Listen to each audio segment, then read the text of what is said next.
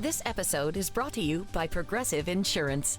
You chose to hit play on this podcast today. Smart choice. Progressive loves to help people make smart choices. That's why they offer a tool called Auto Quote Explorer that allows you to compare your Progressive car insurance quote with rates from other companies.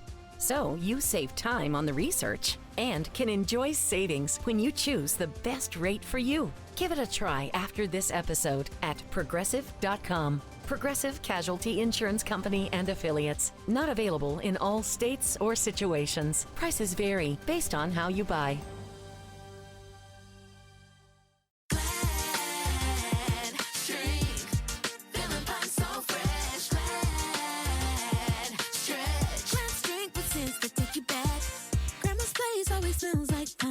She said, get out the chat room and clean mine. The Glad Girl Group coming at you with a throwback jam. That was Glad Force Flex Drawstring Trash Bags featuring Pine Sol Original Scent. And that's better than all good. It's all Glad. This is Heaving Bosoms, the podcast where two best friends recap romance novels while shaking our fists at gender essentialism and kidding ourselves about our physical capability.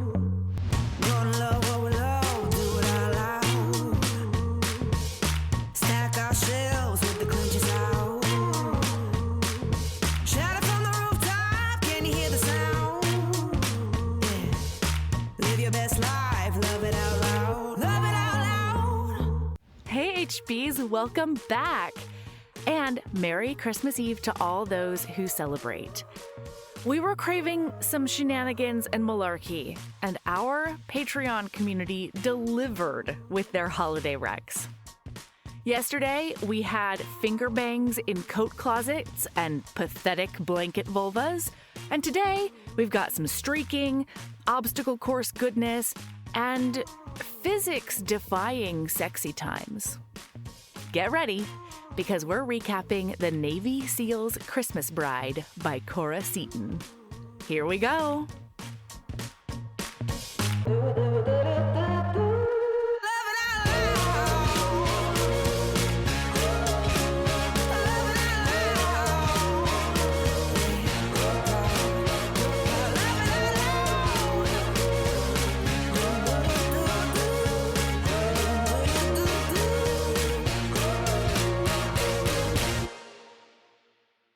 Hey Mel, did you know that men are men and women are women? And there is no crossing those lines, Melody Carlisle. And there's no blur. And there's no gray. Listener, our second novella for Christmas this year is The Navy SEAL's Christmas Bride by Cora Seton. Or the SEAL Man's campaign of harassment to get a Christmas bride is my name for the book. Or Gender Essentialist Christmas Holiday Bullshit. Yes. Obstacle Course. Gender Essentialism Christmas Holiday Obstacle Course is what it is. By Cora Seton. To be clear, listener, I enjoyed reading that. I fucking loved this book. It was delightful to read. Look, hold on. Let me be totally and completely accurate and transparent here, okay? For the first 2/3 of the book, I was mostly just annoyed. I was so fucking angry the first 2/3 of this book. But when it got to the most unexpected shenanigans I've ever seen in my romance reading career, that is when I came around. Listener, when I tell you things happen in this book that I have never, ever, ever seen even close to. Never. Never. That is shocking to me because Same. I've made comments like, I've never seen blah, blah, blah. Like when I talked about that Ruby Dixon book, actually I may have talked about this on TBR, but there's a finger bang together to show her how to finger bang the alien properly kind of thing. I was like, I've never seen that before, and it's fucking amazing in Bathia's book. Oh, yeah, in Bathia's book, yeah. That is true. But, I've seen variations, right? I've just never seen, double, two separate people's finger penetrations as a teaching moment. Yeah. When I tell you, I've never even seen a variation of this. No. Sex scene. By the way, listener, We got this recommendation saying Yeah. the most bonkers sex scene I've ever read in my entire life. Was that part is of the in this recommendation? book. Yes. It was couldn't like, remember this is that. the most I didn't remember. bonkers sex scene I've ever read in my entire life, and I need you both to read it. And until we got to that point, I was like, what could they possibly? What are you talking about? Like, yeah. this is just a normal Navy. This is a Sabrina Navy. and I looked at this with cynical eyes and we said, we've seen it all. All right. We have not. We lived in a post Frankenbeans world. Okay. Milk. We've seen it all. By the way, listener, I meant to talk about this earlier. You have 1 week to get your fucking embraces in. And I just thought of that because, oh my God, milk. If milk is not on the fucking embrace for next year, I'm leaving the podcast, Melody. Okay. I have been ultimatumed officially. Ultimatum. Milk. There's no way it wouldn't be, right? No, it has to go on there. No. But yeah, no. Listener, get us your embraces. In, please. Yeah. And if you've already been embraced and you want to be embraced again, send us another one. We don't care. We'll do it. We would love that. We have one person who's already sent us 3. So yeah. Like, and that was as of me. I have that was several weeks ago lately, and they may have sent more, and that's beautiful and good for them, and I'll get to it. And we will see it at some point is what we'll do. Yeah. Yeah. Get us your embraces. It's time. It's time. It is that time. 'Tis time. If you want to get embraced, and a reminder, this is not a fucking reading challenge. You could literally read this and force it into, I don't even remember what's on the embrace for this year. I bet you money you could read both of these novellas and fit it into every single fucking embrace. I know for Bing a fact boom you bong can't. logistics for sure. Anyway, the point is, get us your embraces. All right, on to Mel and I being very wrong. We were wrong. Look, for 2/3 of this book, I was enjoying it, but I was also like, why would anyone recommend this book to me, Melody? You know? Because this is a very competent book, you know? It's like, it's well written and all of that, but I'm so hugely on the record as down with gender essentialism. Same. I was so fucking, like, I had to trust the process, Mel. Exactly. Yes. I was like, listener did this. Oh my God. And you didn't even have the I forgot about the sex scene. Yeah. I was literally every page. I was like, it's only an 90-page book. Honestly, though, going in it without the knowledge that something revolutionary was going to happen to me. Okay, there are a couple of things that happened in this novella that I was like, I have some questions for you, Mel. Okay. Also, Melody, I would like to tell you one thing real quick. Okay. Do you know what book in the series this is? Oh, God. 4, 5, 3? This is book 4 in the Heroes of Chance Creek series. Yeah. There are 5 books in this series that came out between the years 2014 and 2015. And the only one I've read is this one. Wowee. How is your brain? Moving on. So anyway, we open up with Dan Hemmons, who is a former Navy SEAL. And he is showing up in Chance Creek, Montana. I will tell you, all of the books are very short books, and I'm very close to just reading all of them because they're all interconnected. Melody. There's so much couple bait in here. It's rough. Especially because like some of them are so fucking cute. I already have the first book downloaded because it was free on Kindle. So anyway, it's actually already like prepped and ready to go for me to read. Nice. So we open up with Dan Hemmons, who is a former Navy SEAL, and he has left the Navy SEALs because he's decided to have a Navy SEAL summer camp as a job. Yep. And he doesn't know where he's doing it, but he has his buddy, Mason, that he knows he's a soldier boy. Yeah, he's there to like visit for the holidays. And this is a Short Creek, Christmas Creek, I don't remember what it is, It's like this whole like settlement essentially of a bunch of different military folk. Yeah, because like Mason has I think 4 brothers or something like that, and so I'm pretty sure that like that was the bulk of a series before or something. And they all live on this big piece of property in Montana. So he goes out there and he's running his business idea by Mason. And he's like, all those fucks who think they're so tough out there, I want to set up a Navy SEAL summer camp. This idea. It's really cool. Yeah. I'm going to set up a Navy SEAL camp where people can come and get like the traditional Navy SEAL training experience, like to see if they can hack it, basically. They can't, listener. They're not going to be able to hack it. I'm just letting you know because I did, while reading this, do that thing again. No, like you the did push-up not. thing where I was like, I can do it. I could do that. And then they started talking about the salmon during one of the obstacles. Did you Google the salmon ladder? I already knew what it was. Oh, okay. I already knew what a salmon ladder was because I'm on a certain flavor of the internet. Okay. I get a lot of thirst traps of people doing salmon ladder up things. Okay. Which, the salmon thing, listener, is where you have like you ever see those people, and if you haven't seen them, go look it up. It's wild. If you don't care about your algorithm, you get on like a bar, but the bar is not like attached to anything, and you like pull yourself up, and then like hoik the bar up to another notch above you, and then you pull up and hoik it up to another one, and you're jumping up via pull-ups. As somebody, who has never successfully done a pull-up, period.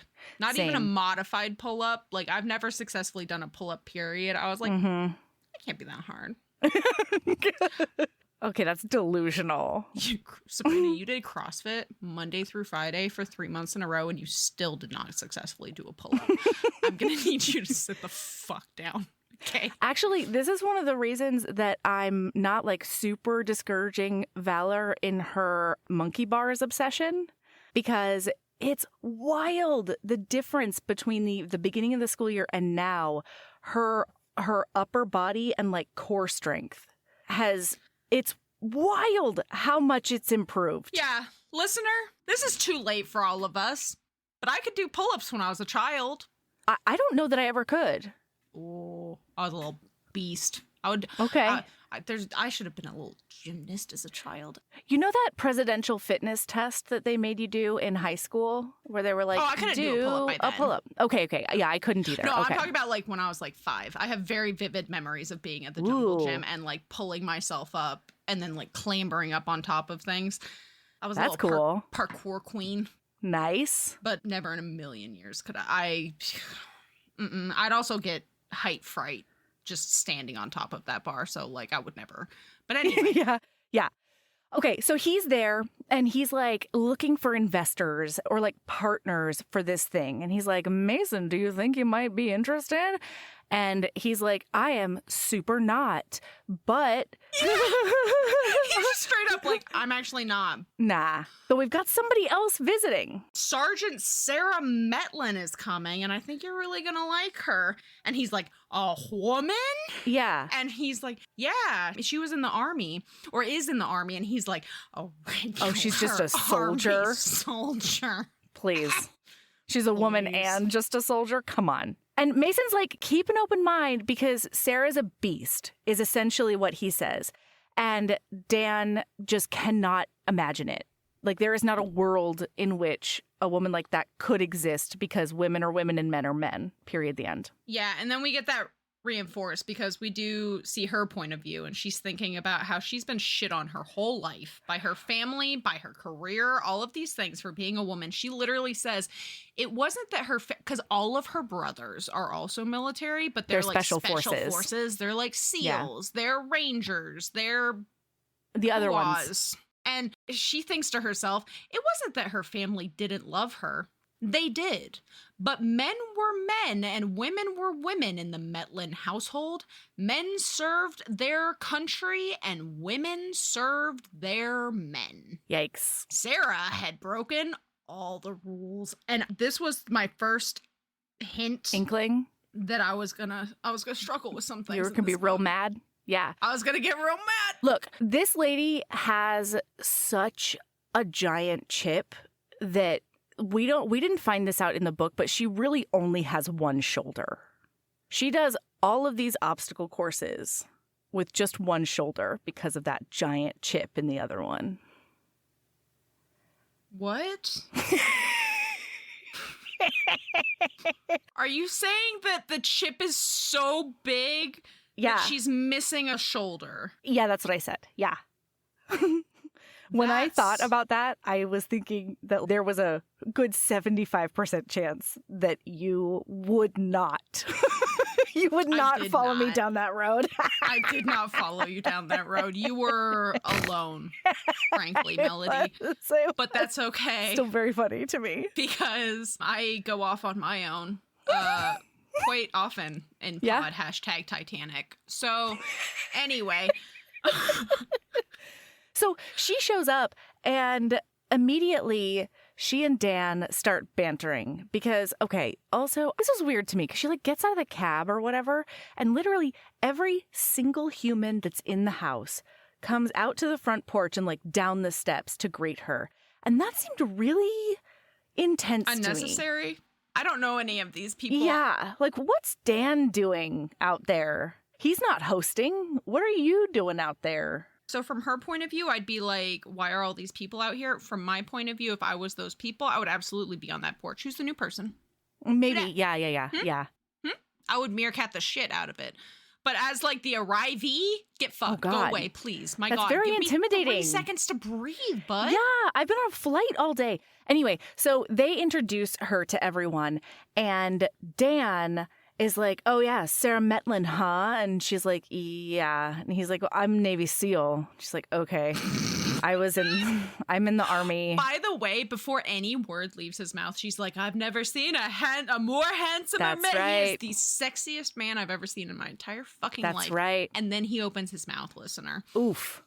And it's bad. So this is one of those examples. We've talked about this on pod before where, like, in a book, a mean banter is fine. Oh, yeah. But in real life? In reality, I would shrivel up and die. We would be having a funeral for Christmas on your beautiful acreage because I would just die right here. But to be fair, Sarah Metlin has a little bit more metal than I do. Ooh, hey. Look at you go. I just came up with that. Anyway, I was very proud of myself. Anyway, why am I saying this out loud? Am I looking for a pat on the back? I thought I was so funny. Melody, I have a dad joke for you. You are right now. What's up? What is ET short for? Extraterrestrial. No. Extra tartar sauce. For his tiny legs. What? Oh my God. What does it stand for? No. What is ET short for? His tiny little legs. No. It's one of my favorites. I was reminded of it today. So anyway, oh my God. I just needed to share it with you. So one of the first things he says to her is, okay, also, they go from, we just met, to here is my new business scheme. Like, for some reason, every time... Because Mason, like a lunatic, is like, we're going to bring this up now, knowing that Dan's a little shit. 3 seconds in. And so he's explaining it to her, and he's like, yeah, the idea is to give people a taste of the Navy SEAL training. He grinned. Watered down to their level, of course. And her spidey senses are immediately tingling. And it says his final sentence hit her like a splash of cold water. Military men had directed that same kind of condescension at her all too many times. And she says, of course. And then somebody says, are you looking for a new job soon? And she says, yeah, I'm thinking about leaving the Army. And he says, Army, huh? No wonder you quit. And then she says, I noticed you hightailed it out of the Navy, SEAL man. She calls him SEAL man. SEAL man the whole fucking time. It's so funny. It makes me so happy, honestly. Okay, probably got sick of being embarrassed all the time. And so then, they like intercede and they're like, truce, Army, Navy, bleh. But she's immediately like... He's just like every other guy. Yeah. Yeah, you're just like my dad. You're just like my brothers. Which, to be fair, listener, is not inaccurate because we yeah. hear from his point of view. Wait. Before that. I'm sorry. I'm so sorry. This just like really killed me because she says, "What are you looking for in a partner?" And he says, "Not just anyone, obviously. If I'm going to offer the real Navy SEAL experience to my clients, then my partners have to be as well trained as I am. Sorry, I doubt a soldier could keep up." And she's like, "I will murder everyone. Please get me out of here." This episode is brought to you by Progressive Insurance. Do you ever think about switching insurance companies to see if you could save some cash? Progressive makes it easy. Just drop in some details about yourself and see if you're eligible to save money when you bundle your home and auto policies. The process only takes minutes, and it could mean hundreds more in your pocket. Visit Progressive.com after this episode to see if you could save. Progressive Casualty Insurance Company and Affiliates. Potential savings will vary. Not available in all states. So she like fucks off with like a hurting whatever. And in his head, he's thinking to himself, he wasn't used to the slow burn of desire that had threaded through him the minute he'd seen her climb out of the truck. Sarah wasn't at all his type. He didn't date women in the military.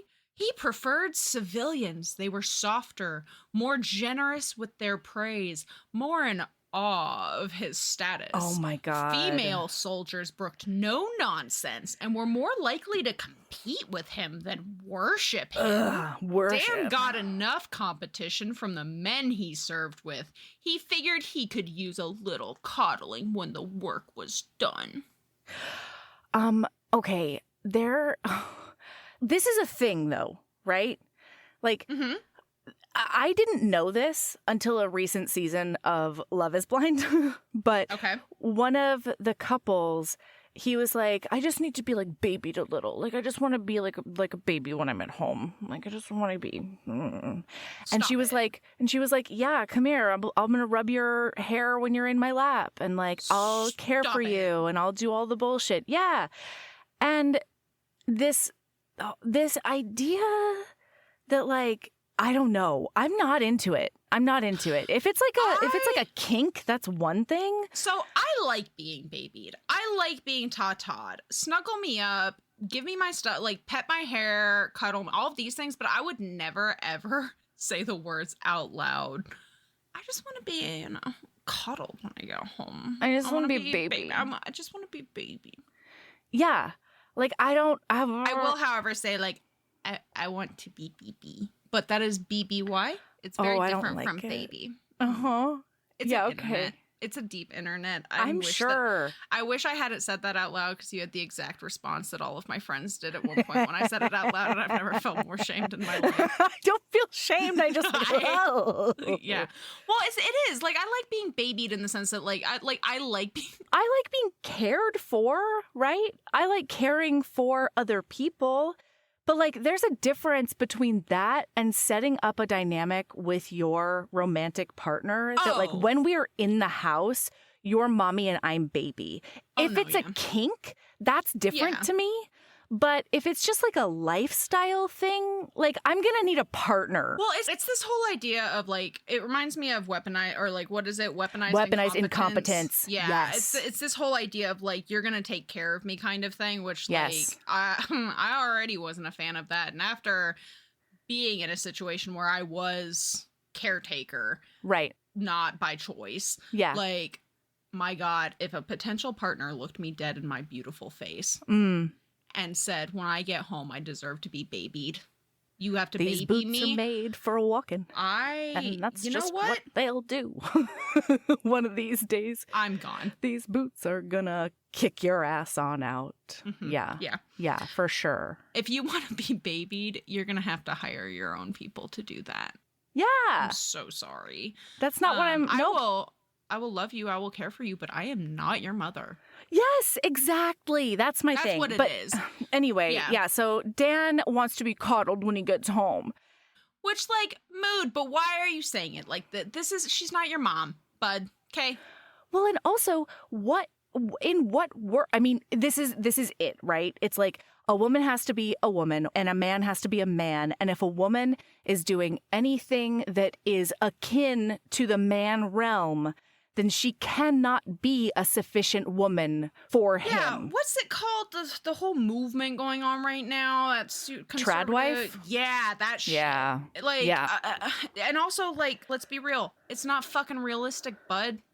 Like, that's not how it works. Like, Yeah. So it turns into this whole thing. Basically, the premise of this book is, what did you call it? The Navy SEALs campaign of gender essentialist harassment to get a Christmas bride. Yes, that's exactly it. Because they start a competitive back and forth because the men have always made her feel like shit. And so you said that she has one shoulder.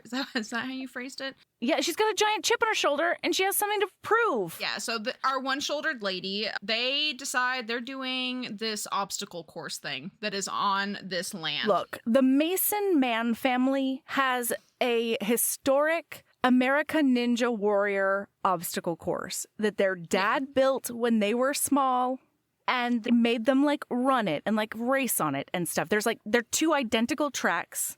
They said, where, Dad? And he said, go army crawl the barbed wire, you little shit. Yes. I cannot confirm, but that is the vibe. Yeah. I feel like the eldest child must have had like the hyperactive version of ADHD. And so he was just like, get the obstacle course. Honestly, this is kind of like, I know a lot of kids that would fucking love the shit out of this. Oh, God. You know what I mean? Like, Yeah. This is amazing. I'm just wondering how he scaled it. Because like, if you did it when they were children, you had to rebuild all of the obstacles. They're SEALs and Rangers, Melody. No. But I'm saying like they would have to be smaller when they're children. Did he have to rebuild the obstacles? I can't imagine that the Hall dad did. I think the Hall dad just built it and was like, get good. Yeah, good luck, boys. Just gonna say, I'm not saying that family spent a lot of time in the ER, but I'm not saying, you know? Oh, God, yeah. It's like that time I found out my mom got my brother a grappling hook for Christmas. What? And I was like, what the fuck are you doing? Oh my God. And then my brother, I think, fell out of a tree and broke his arm, maybe, or something like that. Like, yeah, she got him a grappling hook. Catwoman? What the fuck, Batman? Okay. It's like, mother. So anyway, they decide to make this bet. They make a bet because they're competitive little shits, both of them are. And he's like, if I win, I want to kiss under the mistletoe. And she's like, if I win, I want you to run naked around the house. And he's like, all right. No problem. You don't have to make a bet to see me naked, lady. Yeah. So they go do the thing. He initially takes the lead. They're doing this whole thing, and then they're climbing a wall, and she just straight up kicks him off the wall. Hell yeah. She cheats the fuck out of it. You know what? I support you, Sarah. Yeah, she's scrappy. Mm-hmm. And so she ends up a little bit ahead of him. Oh, but don't worry. He does think to himself when he does catch up to her. He's like, he picked up the pace again. He'd never live it down if he lost to a mere soldier. A mere female soldier. Yeah. Sir, I'm going to need you to take 13 steps back. I know. And sit down. So then they get to like this beam, that they have to walk across, but it's really snowy and frosty. And so she sits down like a saddle and like scoots over, and he's like, what's you so lame over there? Like, you should get up on your feet. Humping the wood. If you want to hump some wood. No, God. And then he goes, and he does the banana splits onto the ground because he hits a frosty patch. And then he humps his way across to do that way. And then he's like, oh, but I can make up the time because there's not a woman on planet Earth that can do that salmon ladder, boy. And then he runs up there to that salmon ladder, and she's halfway up. And then they finish, and he says, I've never seen a woman do the ladder. She says, lots of practice, that's all. And he says, learn to take a compliment, Metlin. And she's like, thanks. And he's like, you're welcome. Now step back and see how a man does it. And she says, if I see any men, I'll be sure to watch them do the ladder. Yeah. Because she's also a big fan of emasculation. I mean, that's what you got to come back with. No, you know what I mean? I know. But at one point there was a joke that got made with the lingerie or like where whatever. There were some that like went into the no homo territory. That's exactly it. But yeah, no, like I did. This was a good one. This was a good version. It's just when I read that, I was like, oh, this is going to get worse. Yeah. Listener. It did. So then they're in like the final stretch and he manages to run way faster than her. And he gets in front of her and he wins by like, 5 strides or something like that. And she's humiliated. And then he has introduced me to a new hard limit, I think. Personal hard limit from me, Melody. Hard limit watch. Okay. Yeah. He says, see you under the mistletoe, squirt. I'm looking forward to it. Okay, listener, his pet name for her is Squirt. And it comes out of nowhere. And that might be the most egregious part of this entire book. Because at one point, he's like sexily on top of her and like flirting with her. And he refers to her as Squirt no less than 3 times in that interaction while he is on top of her with a hard-on. And I was like, this is the least sexy thing. If somebody fucking called me Squirt, that's it. I'm leaving. I'm so sorry, Halls. I gotta go. I gotta get out of here. One of us has to leave. One of us has to leave. And like, I think the biggest reason is that it literally comes out of nowhere. There's not a thing that she does that would indicate squirting should be associated with her, Like, do you think this would be more acceptable if they'd already had sex and she'd squirted all over him? No. I don't even mean like in a sexual manner. Like if they played fucking water guns, like there's nothing. And you know what? I'm honestly shocked we didn't get that scene. True. Or Nerf guns. These people would fuck up some Nerf gun wars. Oh my God. Yeah. Honestly, I would kill to play a Nerf gun war. Oh God, I love a Nerf gun war. I fucking love a Nerf gun war. I also love a paintball war. We did humans... Paint nuts. Listener, I need you to know, that Mel and I just finished False Comeback. The day it came out. Like 48 hours of the book coming out. And like, it's honestly a miracle that we were simultaneously not screaming at each other, not screaming in Discord, not spoiling everybody. And it's a goddamn miracle you got an episode 2 weeks ago. I'll tell you that much. Because boy, did they almost not get an episode. It was listeners. So I couldn't fucking stop. Good. I couldn't stop. It's so good. They would have an insane paint nut war. I've never done paintball, but like Nerf guns, we'd had human versus zombies the first like 3 years that I was at college. Ooh. And like, oh my God, that was fun. I still have all of my setup with like hell yeah. I felt like I was a Navy SEAL. I was a little paranormal. It was great. Anyway, so this is a whole thing. So we end up zippy zapping. It's that night. They literally walk into the house and with nothing. No preamble. Yoinks her underneath the mistletoe. In front of God and everyone. In front of God and everybody. And just starts macking on her. And he states... her acquiescence turned him on in a way he hadn't expected. Maybe because she was an equal, not a worshiper. And then he thinks to himself, after he pulls back, she pulls back, and they're like looking at each other, and they're like fuck drunk in their brains. And her fingers were curled into his shirt as tightly as his were tangled in her hair. And he saw the naked want in her eyes. It wasn't so much a sexual thing, he realized instantly, although he'd swear she was as aware of him as he was of her right at this moment. Instead, it went deeper. She needed a man who could understand who she was, the military side of her as well as the feminine side. He bet most men couldn't do that.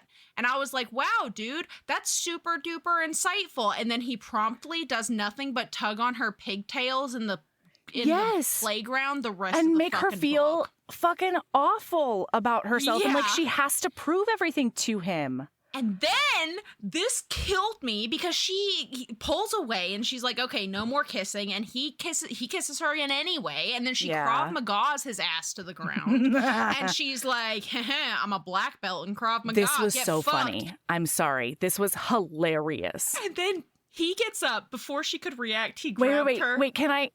Oh, okay. Yeah, go. No, you can read it if you want, because I loved it. Oh my God, it's so funny. So he's like, he can't believe he lowered his guard and like it wouldn't happen again. Sarah just shrugged. The triumph in her eyes sent his competitive spirit. Wait. Oh, it says spurt. But I think spirit. His competitive spirit skyrocketing. That's where squirt came from. Maybe. Her competitive squirt. No, I hate it.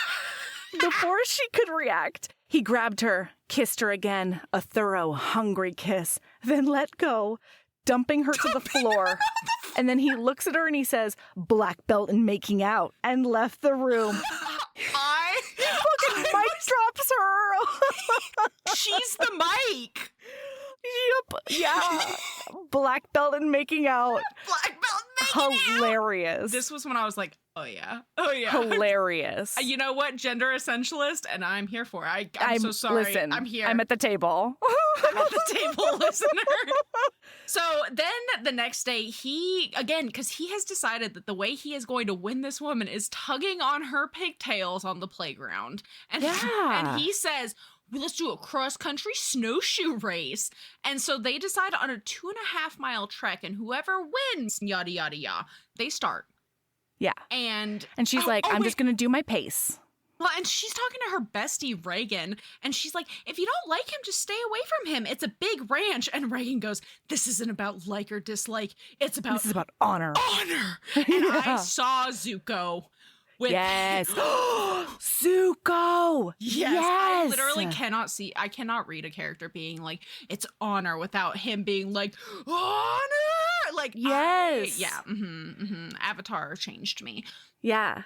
And then, so she's thinking about it, and she's like, she's talking to Reagan still, and she's like, this race is about endurance more than speed. I'll win it. I don't know. You're incredibly strong, but Dan's in good shape. And he is a man. And, oh my God, Reagan, shut the fuck up. Sarah's pissed because she's like, he is a man. She bit back a sharp retort. She was sick of people throwing that up to her as an excuse why she couldn't compete or win. And I was like, you're fucking right, Sarah. Yeah. Fuck them. Well, and so I think the reason that this is especially cruel for Sarah is it's one thing to, just do this with a peer, but he's a Navy SEAL. And then what he doesn't know is that every single one of her brothers is part of some sort of special forces. And she is literally not allowed. Women are not allowed to even apply and try to be in any kind of special forces. And so she and 2 other Corps women were doing a metric fuck ton of training on their own time so that they were ready. Yeah, so they could do it. And I think they did it mostly to prove a point to themselves because they weren't going to change the military policy, like in their lifetime. And that wasn't the goal. Yeah, but she and her friends, it stated in the book, like they kept up with it, 1, to prove something that we're just as good as they are. Right. And 2, if it ever opened up, they were fucking ready. They wanted to be first in line. Yes. So for him, this whole time to be like rubbing salt in this really deep-seated wound that she has. Granted, he doesn't know all of her history, but it really is especially cruel to Sarah. But she buys into it every single time. All of the other women are like, are you joking? Fuck that. I'm not running over something in the goddamn frost. That's ridiculous. It's a stupid thing to do. And Sarah's like, I gotta prove myself. So they're going in this snowshoe thing, and she manages to catch up to him at some point. And so then they start bantering back and forth. I did enjoy this because he looks at her and he says, Krav Maga, huh? I would have thought knitting was more your style, which I did feel very called out because I was knitting. But then she says, I thought flower arranging would be more your style, but Reagan says she and Ella did all the decorating, and he sent her a bemused look. Was that a clumsy attack on my masculinity? And I was like, thank you for... Yes. Yeah, thank you. Well, but then she's like, she thinks in her inner monologue, like, yeah, I also like knitting. Like these things are not fucking mutually exclusive. You dullard. I don't know.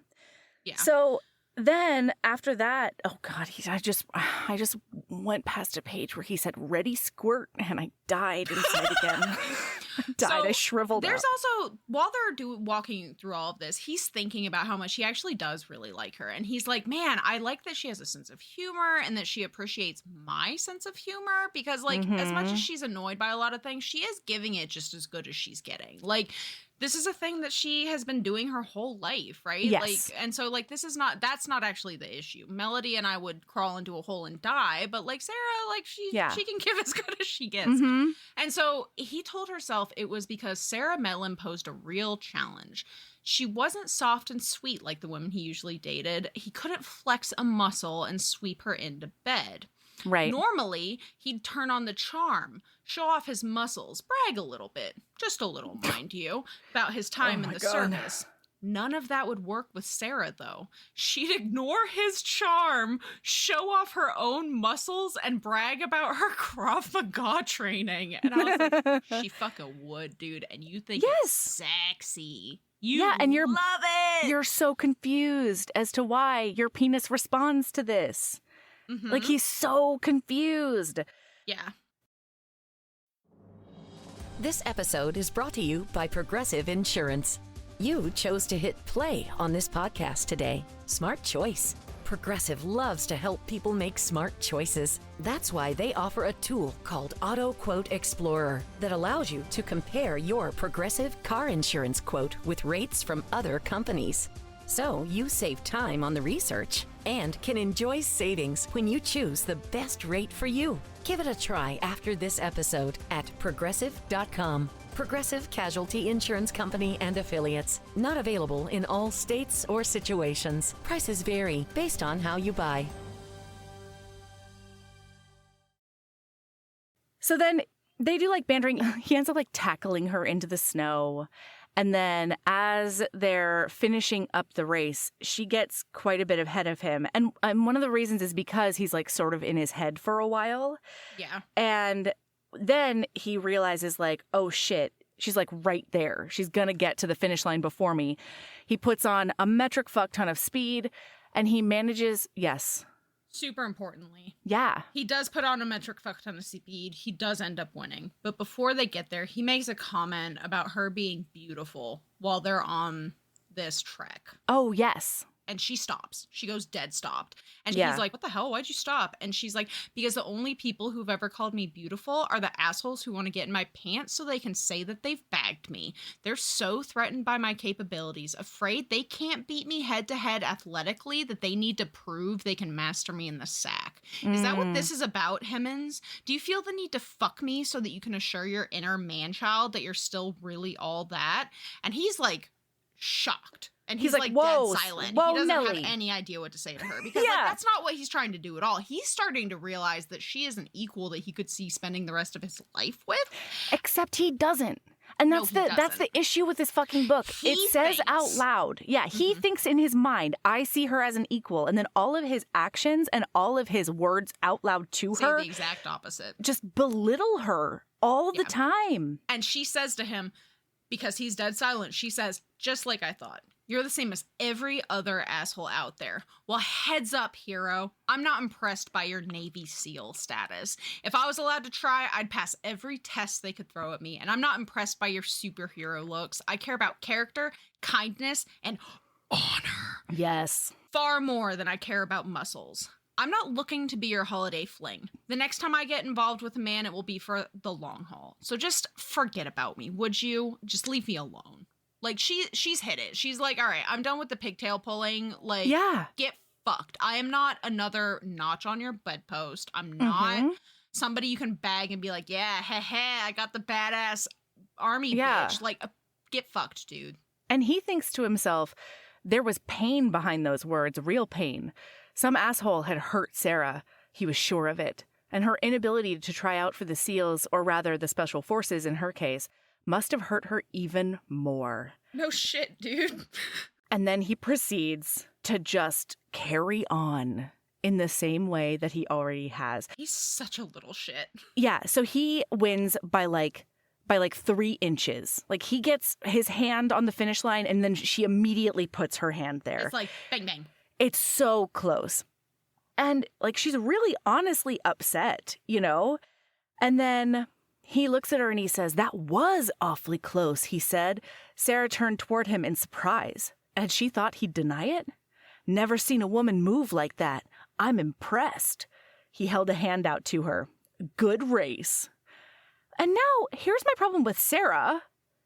You goddamn, all of a sudden, pick-me girl. She's like, "Oh my God. He said one nice thing to me, and wow, he recognizes me as like I don't know, it's so weird." Well, to be fair, like, it was frustrating, but also I understood because if not a single man in her military family and her military career and all of that has ever acknowledged that she's good at what she does. Yeah. I get it. No, I get it. Well, okay, I found where it is, finally. Yeah. He says, like, "I mean it. That was a hell of a race." And she's like, "Sure, Jan." And he says, I mean, it literally says, "Sure." And then the next one is, she knew he was lying. And then he took her arm when she tried to go inside. "Sarah, slow down. I'm trying to tell you, I have a lot of respect for how hard you've trained. You're right. You should be allowed to try out for the special forces." She pulled back. "You really believe that?" He shrugged. "The process weeds out anyone not strong enough to succeed. Most men don't pass the tests. I'm not worried about anyone unqualified slipping through."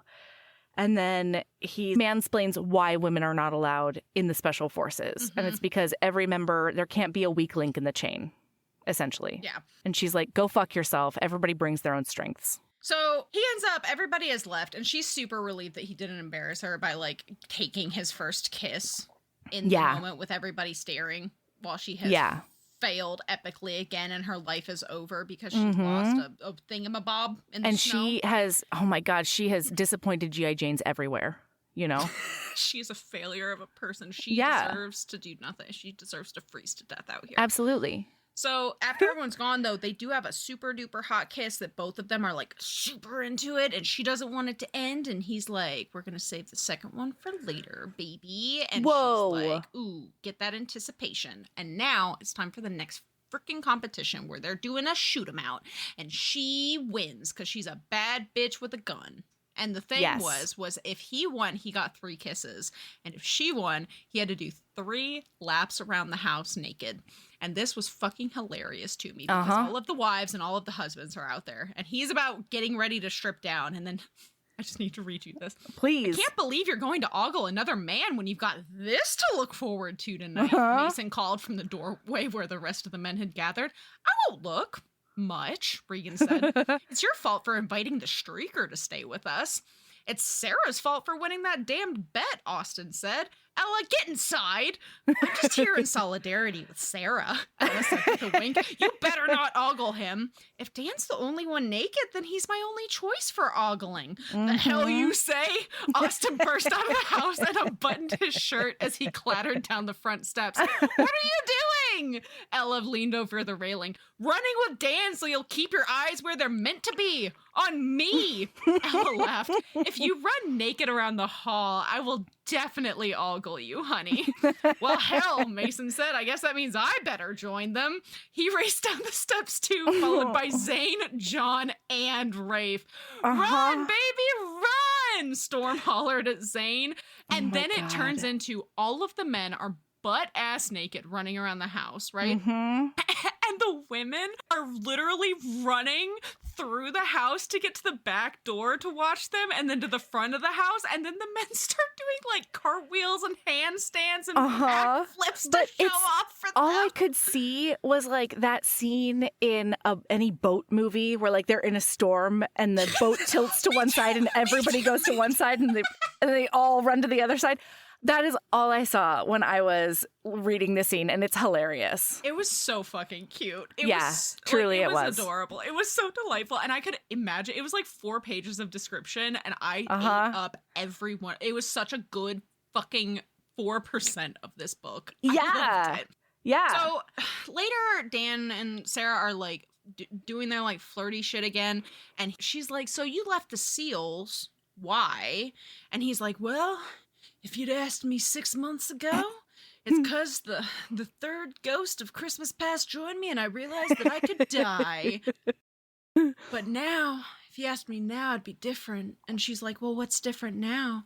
And he looks her dead in the face and he's like, well, now I'd like a little wife lady at home and settling down and having babies. And then he does make out with her face.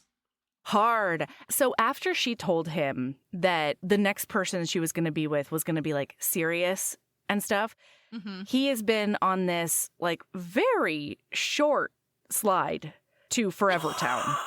He like tripped. No, truly. He tripped and fell face first into, this is my future wife. Yeah, absolutely. She doesn't know it yet. And we've only kissed twice. Yeah, he's like, now I just have to convince her that I'm serious about it. So now it's bath time. It's bath time? No, it's not bath time. Almost. I want it to be bath time. I know you do. I just want it. This is important though, because she's like, No, okay, it he like is making out with her on the stairs. He is like shirtless from the whole runabout. And then he does pick her up. They're making out. He takes her into his bedroom and he is about ready to go to Pound Town with her. And then she's like pulls away and she's like, stop. I don't want to have sex. And he's like, what do you mean? And she's like, I'm not into flings, dude. And he's like, well, I just told you that I want more than a fling. And she's like, well, actually, you kind of didn't. Like, you did, but also, like, we met 24 hours ago, right. dude. Like, what, you're going to propose now? And he's like, well, no, I'm not going to propose. Yeah. But, like, I want to get to know you. And she's like, well, then you can get to know me sans sex. Because I'm not having a fucking fling with you, dude. Oh, my God. And then famous last words. You know? Yeah, no kidding. Well, then they all go sledding. It turns into a thing where she spends a lot of time between his legs. It's very cute. Everyone's laughing and having a good time and like flying off the thingamabobs. The boys don't just go sledding. They build a bunch of slaloms that the sled has to fly over. And then they keep on putting more and more humans on there until they can go as fast as possible. Literally every dream I've ever had about sledding. I've gone sledding same. like 3 times in my life. Yeah. And there's never been enough snow for this kind of thing. And you know what? I will break as a 30-year-old a person in my 30s. I know. And I want to do it anyway. This is on the bucket list. I want to jump something on a sled so you want to go high fuck that I off fall sledding. Off. Yeah. I want to go fuck off sledding. You know what you could do instead of sledding that would be very similar but maybe a little bit more comfy? I used to really like going inner tubing. So it's the same thing as sledding. No. You go almost as fast. Like you go On the same snow? amount of fast. Yeah. Yeah. No, Mel, you don't understand. I don't want an inner tube. No. You want to shoot your eye out is what you want to do. I want snow up my nostrils. I want bruises. I want it. You want railing hurt. prints on your ribs? What? Railing prints? You know how some fuck are those? Some sleds have like railings on each side that you can hang on to. What kind of sleds are you on? Not Mel. What? They're like rectangles that have like just describe rails. The fact that I have seen actual snow, like 4 times falling from the sky in my life. When we go sledding, it's because we had an unexpected snow and we grabbed the top of a gray storage bin. I hear you. So what you're looking for is like more of a sledding discus situation. I want those circle boys. Or okay, those, the circle like, boys. Oval boys where you can fit too many people on, or you can try and fit too many people on. And I want to go flying down that snow faster than is safe. I want to risk a concussion. Yes. And flip-flop off the side of it and have a grand old time. So I'm anyway, telling you get the same experience on an inner tube. No. Nope. I demand not even close. Those shitty plastic sleds. The little disket boys. The little disket boys that little biscuit boys. Yep. The little biscuit sleds. Oh my God. So anyway, they're freezing, but they had a great time. And he's been trying to like win her over this whole time. But is he? No, he's not. Like, there are a couple of times when he says the words out loud to her that would indicate his actions will change. Mm-hmm. One of them is right after target practice because she's like, I don't think that you would be like saying any. He says basically like, you've been with some assholes and I'm different. She's like, are you shitting me? Like, you weren't approaching me like this until I beat you at the target practice, you know? And then He says, it's because you're my equal in some categories, he emphasized, that I find you intriguing. You're the whole package, Metlin. You're a soldier, so you understand my military background. You're a terrific soldier, which means you share my desire to be the best. You're intelligent, which means I won't be bored when we're not in bed together. And you're hellaciously sexy, so I won't be bored in it either. So yeah, I'm interested, maybe in something more than a fling, but we'll have to get to know each other to find out.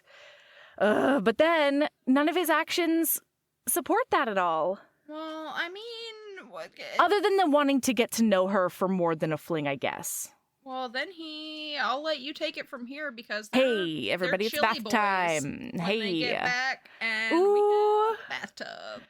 It's cold, and they've got some bruises and stuff. And so they got, she's going to go for a soak. Regan invites her to go upstairs, go for a soak while everybody else prepares lunch. He goes up at the same time and he's like, oh man, I don't think that there's going to be enough hot water for like both of us to have a whole bath. And she's like, let me guess. So you want to bathe with me? And he's like, no, actually, that's not what I was thinking. But now that's what I'm thinking. And so by the end of this negotiation, she says, this is wild to me. The way that this comes out of fucking nowhere was wild to me. She could have just said, I'm going to take a fucking bath. Especially because less than 24 hours ago, she was like, I don't do flings, bro. Yeah. And then she's like, fine, we can take a bath together, but we're going to make a bed out of it. If you touch me, then you'll stop trying to get me into bed. Yeah. But if you don't touch me, you have 5 minutes to do whatever you want to me. Touch me however you want. Sarah, that is carte blanche is a dangerous thing. Well, not only that, ma'am, this is a mixed signal. I mean, hard, right? Yeah. Like, she could have very easily said, no, I'm going to go take a bath and you can figure it out, right? Like but instead she comes up with this whole bet scenario. And then, listener, it's even more bonkers. They do get into that bathtub and she starts sexily soaping herself up and he's just staring at her. I mean, and obviously. She's tweaking on those nipples. She tweaks right a in front nipple. of his face. And then she turns around and sits up out of the fucking bath and starts like rubbing up on her ass. And he's like, look at me. And she does. And he's touching himself. And he says, you too. And he then says, go for it. Bends over in this, which, my God, how big is this clawfoot bathtub? Right. But then she bends over and touches herself until she's almost coming. And then he's like, look at me. And she does. And then he's like, come. Or what? He's like, whatever. He doesn't exactly say that, but like, okay, that's the Sarah, intention. look at me. She did so over her shoulder. She watched him watching her back, stroking himself. His breath is quick and hard as hers. With a cry, she went over the edge, still watching him. Barely another moment passed before he tilted his head back and groaned, coming hard under his own touch. Sarah cried out again, her release going on and on, fueled by the knowledge that he was taking every second of her passion. This was far more revealing than stripping off her clothes. This was like cracking open her soul. Oh my God. And then they shower because his cum is all over the bath. Logistics. Oh, tell me everything. Okay. By definition, he lost the bet. Oh yeah, I understand why it worked out. And it's because she was feeling vulnerable. And so he ended up like holding her for a minute and like reassuring her. Yes. It was very sweet. It was very touching. It was wonderful. But he lost the bet. He lost the bet. He did lose the bet. And she does not see it that way. She does not. He does, in fact, I'm assuming, goes up on her in that shower because he does. He gets his 5 minutes of pussy time. Of toucharoosicles. And I was like, but he lost. I know. Maybe I'm too literal for this, but like... I know. I was lost. like, Sarah, you're breaking your own rules. Why do you set rules if you're going to break them? What's the point of breaking? And like maybe they get off on it, you know? Like they're so used to being military boys that they're like, good for them. Fuck a regulation. You know what? We get off on breaking a rule, but Yeah. like, ma'am, you literally what? Again, so many mixed signals. Mixed signals. This episode brought to you by Progressive Insurance. Do you ever find yourself playing the budgeting game? Shifting a little money here, a little there, and hoping it all works out? Well, with the Name Your Price tool from Progressive, you can get a better budgeter and potentially lower your insurance bill too. You tell Progressive what you want to pay for car insurance, and they'll help find you options within your budget. Try it today at Progressive.com. Progressive Casualty Insurance Company and Affiliates. Price and coverage match limited by state law. Not available in all states.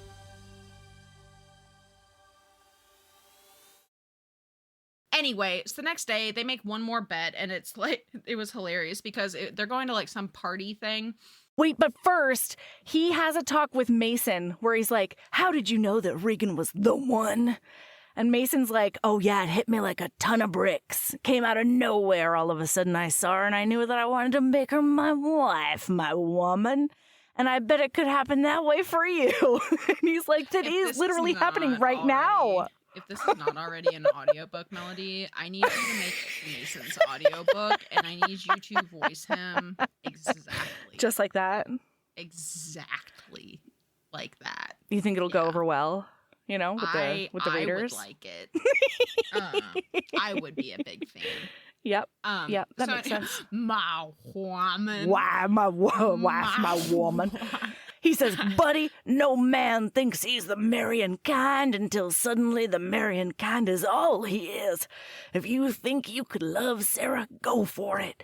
Don't mess around and get caught short-handed when another man steals her away. But also, at the same time, mixed signals indeed, because he's like, but also, like, don't fuck it up because we're all trying to have a good Christmas. Regan's trying really hard to do this, so don't be an idiot. Dude, yeah. You said two conflicting things right now.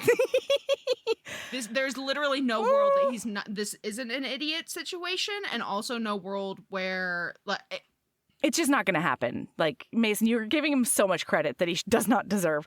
This was hilarious to me and beautiful because they decide on this like brownie baking thing, and seals don't bake. Mason passed the plate of bacon to Regan. Maybe seals should bake once in a while, she said. I'll have you know, seals are very good at baking. Dan took the plate of bacon and helped himself to several pieces. Game on, Metlin. And then literally 3 seconds later, we see Mason go up to Dan inside in the barn. Dan's hiding in the barn. And he's like scrolling on his phone. And do you know how to bake brownies? Mason asked Dan later when he caught him hiding out in the barn searching for recipes online. Not a clue. Not a single fucking clue. Dan just nodded. He was reading the recipe over again. What are you doing? Memorizing it. If Sarah sees me following a recipe, she'll know I pulled a fast one. Yeah. Why don't you just ask her out? It'd be a hell of a lot simpler than whatever it is you've got going on. Simple isn't necessarily best. Dan started at the beginning again. Yeah, but it isn't necessarily the worst either. And then we see him in the kitchen making his brownies using cornstarch. There's cornstarch in there, listener. And she's like, I don't know what that bitch is doing, but it's going to be awful. Also, I need everybody to know that at this point, bets are very much whose line is it anyway, in which the winning doesn't matter. It's all made up and nobody remembers the wins. Because they bet that if her brownies are better, she gets an hour-long massage. Correct. And if his brownies are better, then she gets an hour-long massage with a happy ending. Yeah. Either way, she's getting an hour-long massage. Right. Because, like, honestly... Although later on, he tries to be a slippery snake and be like, yeah, she'll get her hour-long massage after I dick her down real good. Like, no, the massage is the foreplay, you dumbass. The bets are... I honestly don't know which I would rather, first or after.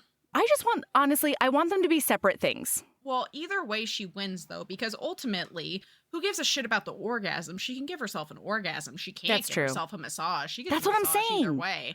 I don't need an orgasm from you right now. Just, like, really get in there is what I'm asking you to do. My God. Put in some work. As I was about to say something, I was fixing it in my head already, but I was about to make the statement of like, I'll take somebody who gives a good massage over somebody who gives a good orgasm. Let's and then I not realized, get actually, ahead of no, ourselves. what I need to do is I want somebody who gives a good orgasm because I could pay somebody to give me a good massage, you know? Yeah. I mean, I could pay somebody to give me a good orgasm, but That's like, also are true. They are they It's harder to find, though, you know? Are they going to scoop my ice cream for me, too? Right? Are they going to That's true love. Orgasms and scooping ice cream for me. That's it. I'm so sorry. Justice for Melody. This is a completely off-topic situation. It's because I said schnurgle. And justice for Melody, okay? Because is it in the about Discord, somebody in the Discord yeah, it is. validating you about schnoggles? Yes, it is. Okay. One of our beautiful, illustrious patrons, all right, came into our Discord and she said, Melody, I see you. I understand you. I am a Melody, she said out loud. Like, snoggle is snorkel and goggle. Well, it's fine. I get validated every time I am a vain piece of shit talking about how funny and beautiful I am. One of our illustrious patrons is like, yeah, you're right, Sabrina. And you know what? It's amazing. They do it for Melody, too. They say that we're both beautiful and funny, but also, like... Oh, but I rarely see that. I see it. I see it every fucking time when I'm a vain little piece of shit. And thank you. Anyway, thank you. Basically, it boils down to, listener, if you validate us, we are listening. We are watching. We may not respond. We may not acknowledge it, but we read it. Hey, Trish, thank you. Thank you for seeing me for who I am. Trish. You look it up. Yes, I did. Listener, you have seen so much Melody in the Discord today. It is not a normal thing. And it is probably because of the schnoggle. She got tagged and validated, and so now she's like, everybody. And you just finished False Comeback. It really is like a perfect storm. The perfect storm to get Melody on some kind of media or interaction is to validate her. Right after she finished a book she's obsessed with and desperately wants to talk to people about, to the point of almost spoiling things less than 72 fucking hours after the book has come out. What are you talking about? I literally had to be like, Melody, that book just came out. You need to stop Do we have talking. to warn the Discord about? I mean, the Discord knows about my spoiler queenness. You know, my spoiler we're princess. Spoiler queens, but like, come on. Wait, no, I didn't say a fucking thing about False Comeback that would be a spoiler. What are you talking about? Was it a different spoiler? I don't know. Justice for Melody, though, probably. You know? That's what I'm saying. Okay, hang on. What the fuck? Is it random? There's a place where I was like, Melody. Oh my god, y'all! God. I just finished False Comeback, and is this my favorite one yet? I don't know. The next one is about a werewolf wrestler, and I'm absolutely obsessed. That's not a spoiler. No, there's a place. And then I said, also, Sabrina, did you notice that High Lord Crossbody is a gardener? That's not a spoiler. That's not a spoiler. Fine. That's not a spoiler. That's a quirky character trait that speaks to me on a really visceral level. So really soul-deep level, Sabrina. You did not spoil, but I'm almost certain the only reason you didn't spoil, I'm taking credit for this, is because you didn't respond. Is because you said the gardening thing, and I was like, Melody, shut the, what the fuck? The book has been I didn't even see that. Oh my god, listener, she responded, Melody, stop it. This book has been out less than, I never saw that. You're such a fucking asshole. Apparently I'd already dipped. This is what she does, listener. She drops almost spoilers or almost spoilers and then ghosts. This is what she does. That was a ghosting. What Rachel did in that coat closet yesterday in Billionaire Christmas. I think it was a ghosting. I don't know. What else was it? Problematic handshake times. Sure. That was not a ghosting. This what is it then? It's you. That's just what is it then? No, what is it? We're going back to Jessica and Jackson and Rachel. Why do I keep calling her Jessica? I did it last episode too. Oh, I didn't even notice. What is the finger bang and dip then? What is it if it's not a ghosting? you don't have an answer, do you? Because it's a fucking ghosting. It is not a ghosting. It's a ghost protocol. Ghosting is what I accidentally do where I'm talking to somebody very nice. I swiped that notification and forget they exist because my object permanence is shit. It's accidental, but it's where you stop talking. I feel like a ghosting is when you stop talking to them. It's not when you like dip. That's the walk of shamed out of that fucking coat. No, she didn't. She walk of did. triumphed. What are you talking about? If anything, he did the walk of shame after he went back and found out she abandoned him. She did a Houdini. That's what it is. She didn't ghost. Houdini'd him. She Houdini'd. Yes. Yeah. Yes. We figured it out. We got there. This is it. Yeah. This is it. Yep. Yeah, she Houdini'd. All right, so anyway, the brownies, unsurprisingly, were fucking heinous. And listener, we are going to just go ahead and zippy zap all the way back home where we get into the real bonkers shit. It's after party times. We're back to the book. Listener, we're here. We see a strip go fish, which those rules were fucking bonkers as shit.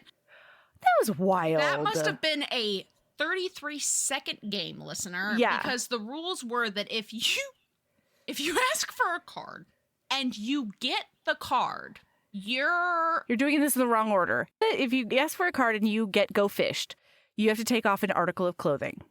Which I will say, yeah. Listener, this is just a PSA. This Do not is play just any helpful times. strip game in a dress. Okay? Never. You need minimum. Also, she took off both earrings as one article of clothing. How dare she? That was wild. Of clothing. I had the same thought. Ma'am, absolutely one sock at a not. time. There was one time where Oh boy. I was Story upset. time. If people will argue you on this, okay? And it's not fair of them. Okay. But if you are wearing significantly less clothing than another human being, Yeah. bra cups count. Bra cups count? Piercings count. Sorry, I said it. Oh, I'd rather get naked than try and take my septum out. But That's fair. but like I don't think I would like- take my Monroe out, but I would take my and my glasses. Glasses are gone. Glasses are an article. count. But like I For remember sure. one time it was when I was in a swimsuit and somebody was like fully dressed, and so I pulled that Yes. cup right out of that fucking swim top. I was like, Brilliant. suck it. And like, it's only because there wasn't anybody there. I was trying to fuck, because otherwise I would have been naked so fast. We would not even be playing a strip game. I would have been like, so we're skinny dipping, right?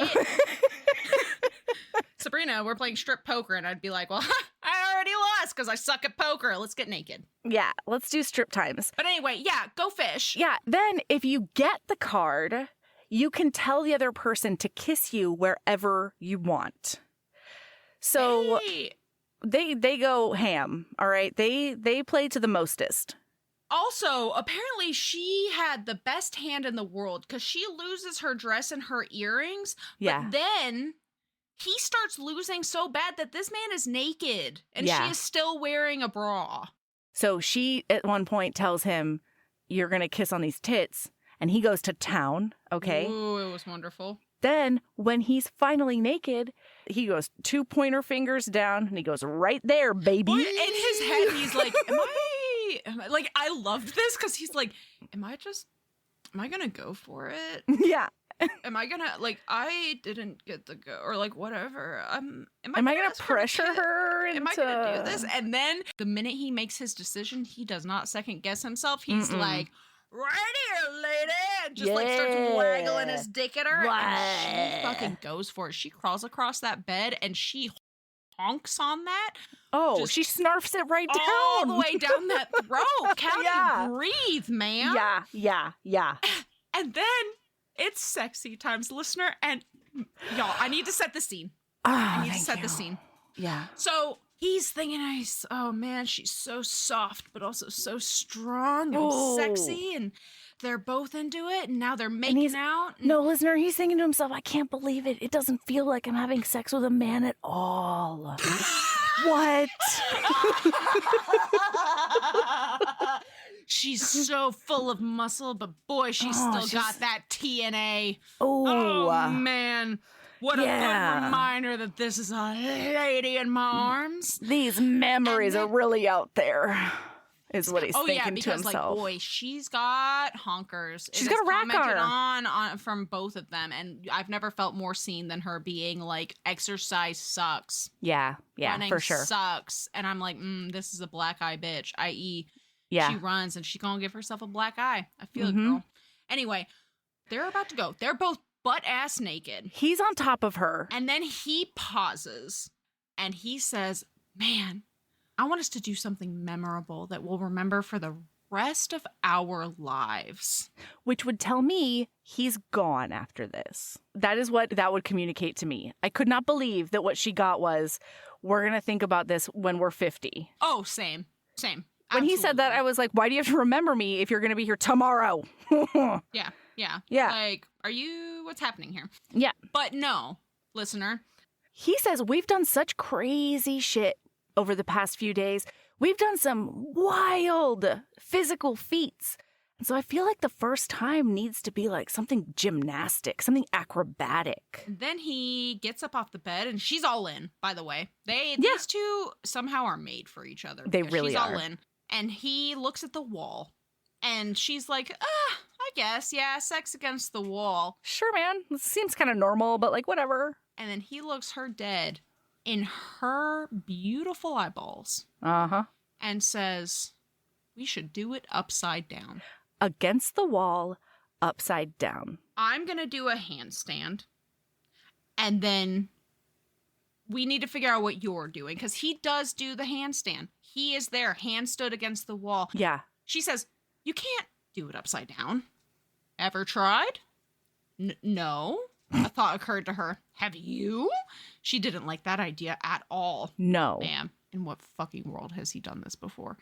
No, but if there were ever two people who could get it done, it's us. She bit her lip, the challenge in his voice igniting her own competitive nature. Could they do it? Okay, she heard herself say. Dan tugged her close. If it's a complete disaster, I'll apologize and bang you silly missionary style. I promise. I love him. I know, right? So then she's like, how are we going to do this, though? Because I don't really want to do it with my back to him the first time. I want to be able to see him. I want to see when his face turns fucking purple because all of the blood in his body This is the least sexy thing I've ever right? heard in my life. And part of it is because I would literally die. This would be your my boobs death would smother sentence. you. Oh, yeah, there'd be no kissing. At the very least. Absolutely. Yeah. Suffocation. And that's way less fun than suffocating in somebody else's boobs, to be clear. Agreed. So then what he says is, no, don't worry. I've already mapped it out. I'm going to do this handstand. He does the handstand. Do you think he has little, like, drawing figures in his suitcase? And he was like, what is the fucking weirdest shit that how are we going to make this? Do you remember those flip books that kids would make where, like, you draw in the bottom right-hand corner? Mm-hmm. And then, like, at page after page after page, if you flip it, like, the guy walks to the trash can or something like that. He made a flip book. Yeah. And he's, like, manifesting fucking her in a handstand. That's what I think. It's canon. That's how it works. Yep, that's how it happens. He does. Wait, he says, no, but then, look, here's the thing. It's one thing to be like, you fit, motherfucker. Listener, do a handstand. I did just suddenly remember that one of the things for this year's Embrace is sex logistics or something like that. Oh, yeah, this is this it. Book. This Hardcore. is the book for it. Wowza. So he says, no. You're not just going to do a handstand like I did, okay? This is a Ginger Rogers moment. I can do everything you can do backwards and in heels, okay? Because she has to face away from him, do a back bend into a kick over, and that's how she has to get into her handstand in order to be facing him. All I could think was, why don't you do the handstand and just, like, hand walk? And then hand walk. Hand walk around. It's less sexy, I guess. I guess. So she does. And she's facing him, but he is so tall. He's so tall. And she's going up onto her fingertips trying to get her barely her pussy lips can just barely kiss the tip of that dick. Yeah. And then this motherfucker is like, hang on, I got this. And Hold then on. he gets down into a headstand and basically his dick just slots in. And then I thought we were going to have some like hip action to do the penetration. I mean, not the thrusting. Instead, he does handstand push-ups in order to go in and out of her more. Melody, it's hard for me to come in a weird position. Yes, same. Period. Let alone upside down with the blood rushing to my head while Trying he just desperately- literally just ding, ding, ding, ding, ding. Yeah, no clit stimulation whatsoever. All I could think of, and this is such an unhinged thing to think of, is those oil drills. Yes! Like Yes! land oil Yes! drills. Yes! That's, yes, that is it. That's it. And like, she has to stay up and manage to stay like leaning toward the wall with like her toes splayed out on the wall while he's dicking into her. This might be my word. If a man ever looked at me in my beautiful face Sure. and said, this is what he wants to do, that is the end. I'm so sorry. Goodbye. I mean, because then what happens when you come? Oh my God. What if you turn into a noodle right after you come? You just got a black eye. Well, so we learned that neither of them are noodly boys because she does come. I guess, yeah. By the way, she almost comes just from him sticking the tip in. Yeah. And so she's I mean, she's super pretty hard up at sensitive. this point. That's fine. I mean, fair. And so she almost she comes and then she backbends out of this post coming, and then he gets out of his handstand and almost falls over because he came so hard. And I'm like, what? Well, and because he's been upside down for 2 minutes at least. Like, I would hope it's been 2 minutes at least. So they acrobatic. This episode is brought to you by Progressive Insurance. Fiscally responsible, financial geniuses, monetary magicians. These are things people say about drivers who switch their car insurance to Progressive and save hundreds. Because Progressive offers discounts for paying in full, owning a home, and more. Plus, you can count on their great customer service to help you when you need it, so your dollar goes a long way. Visit Progressive.com to see if you could save on car insurance. Progressive Casualty Insurance Company and Affiliates. Potential savings will vary. Not available in all states or situations. It's amazing. Wow, so they do it. Wow, it happens. Then it's the next morning, and they snuggled and fucked a bunch more the night before, and it's amazing. And they're like pillow talking the next day. And she's like, tell me about your business. And she's doing that thing that people sometimes do where they say a question, but what they really mean is, say the thing I want you to say right after you answer my question. And if you don't say that thing, then they're going to freak out and go nuclear. And what she says is, tell me about your business. My worst fucking nightmare. Oh, yeah, absolutely. Fuck you. Yeah. If you have a question, just ask me. You got to ask me. Yeah. Say it out loud. So she says, tell me about your business. And he's like, I would love to tell you about my business. I would love to tell you about my big, strong Navy SEAL training and how I am the most elite and I have the most elite friends. And, it's going to have to be like a really authentic experience. So like, no fatties or whatever. And she's like, so what happens? That doesn't happen. Whoa, there's a lot of things that happen in this book, but fat shaming like that does not. Okay. No, it doesn't. Anyway. Clear.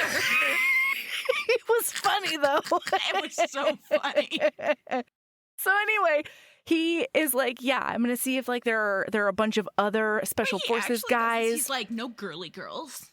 No girls allowed. Yeah. And so she's like, here I am. What she wants him to say is, be my partner, invest in the business, quit the army. And because before, I'm so sorry, listener, before she asks him about the business, he's like, do you think we could do this thing? And she's like, I think like maybe we could. And then he says, what area of the world would you want to live in? And she says, I really like it here. And then he thinks to himself, OMG, I really like it here too. And it's the perfect place for a wilderness strongman training camp. And then she asks him about the business. And so they're already planning to like live in the same place. She's already planning to like be right there. So by not saying, be my partner, be part of it, be a trainer, invest in it, like have a role, what he's saying is you're going to be baking brownies at home while I'm doing big, strong man things. He failed a test he did not even know he was taking. But like, how did he not know? I'm sorry. I'm team her. What's her name? They're both nitwits is my stance. I guess, yeah. But like when a person tries, like her whole thing this entire time has been like, I am mega soldier, can do all the things you do backwards and in heels. I proved that by doing a back bend into a kick up, into a fuck me sideways, into a kick down, into a get up. I will say that was impressive, but I will say he's the most impressive physically in that situation because he's the one who was doing upside down push-ups for penetration. Okay? I don't care. You know what? If he knew how to move his hips, then he wouldn't have had to do that. That's a failing on his part. That's something honestly, that he's doing. They're both nitwits is what this is like. They're both nitwits. Because she doesn't say anything. She's just like, oh, great. Have a great time with that. And then she gets up. Life. Yeah. Gets up, gets dressed. And he's like, wait, I thought we were going to bang again.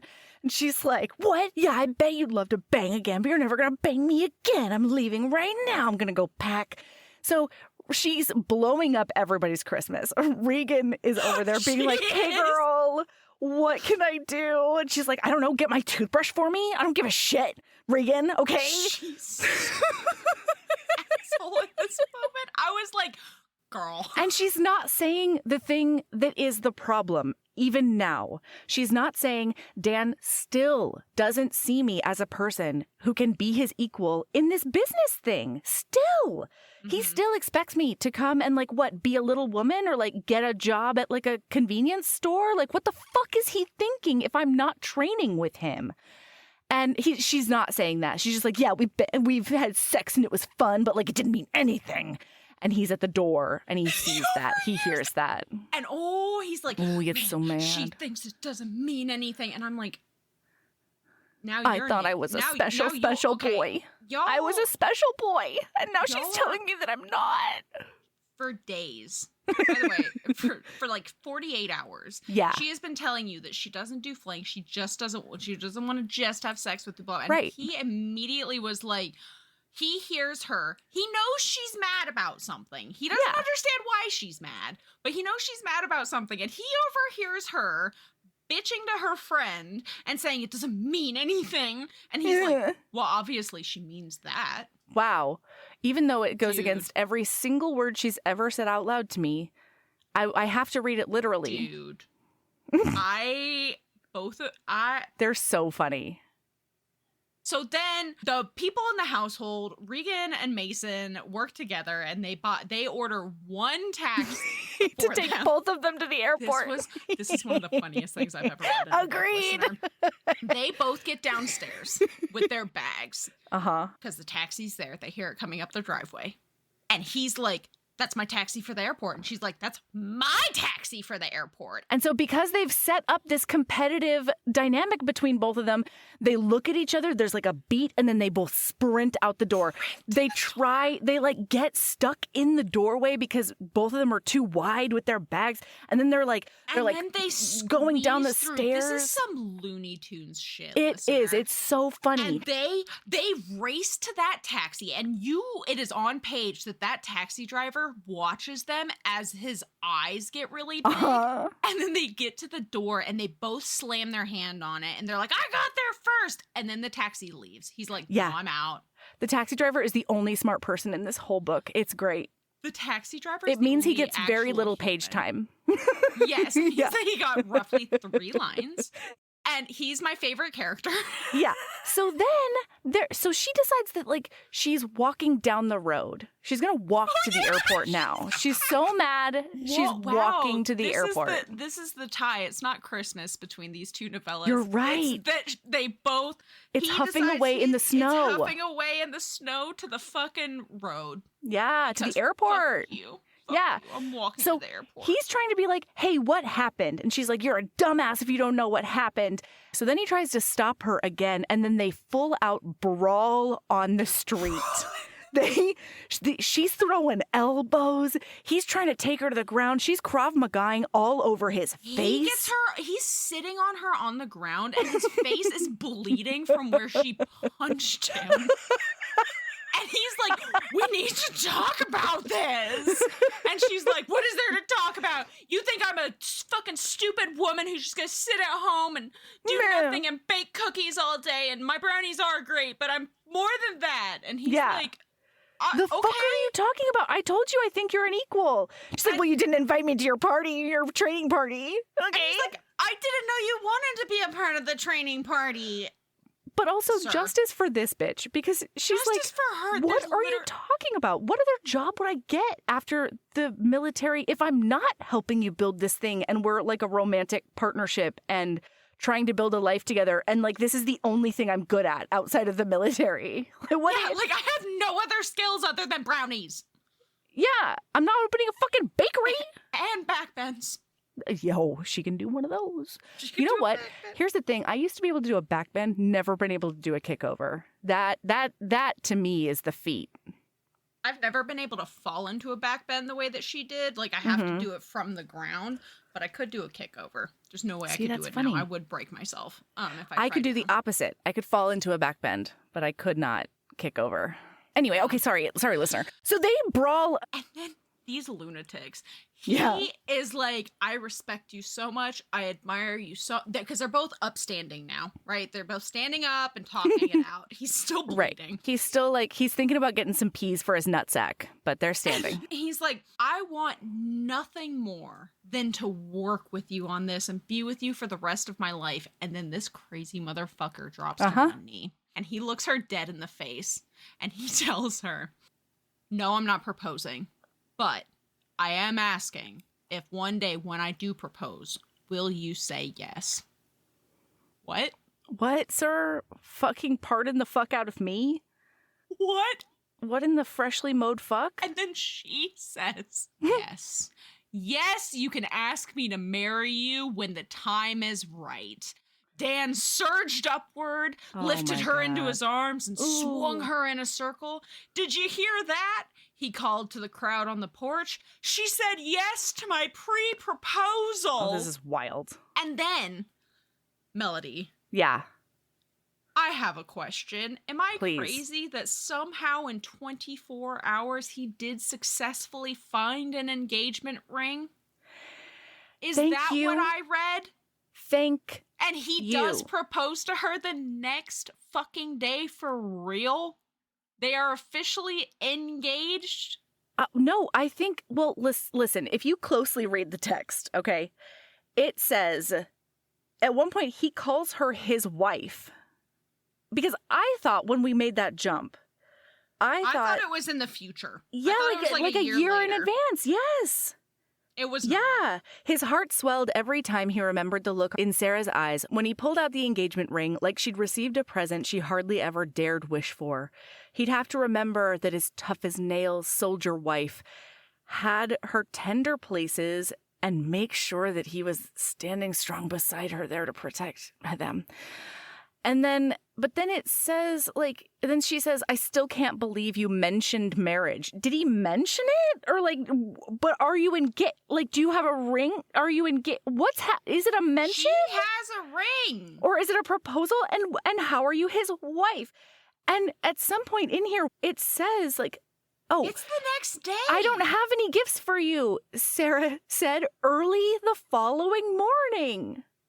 Yeah. I'm the most confusicals about this. I could write a musical about how confusicals I am.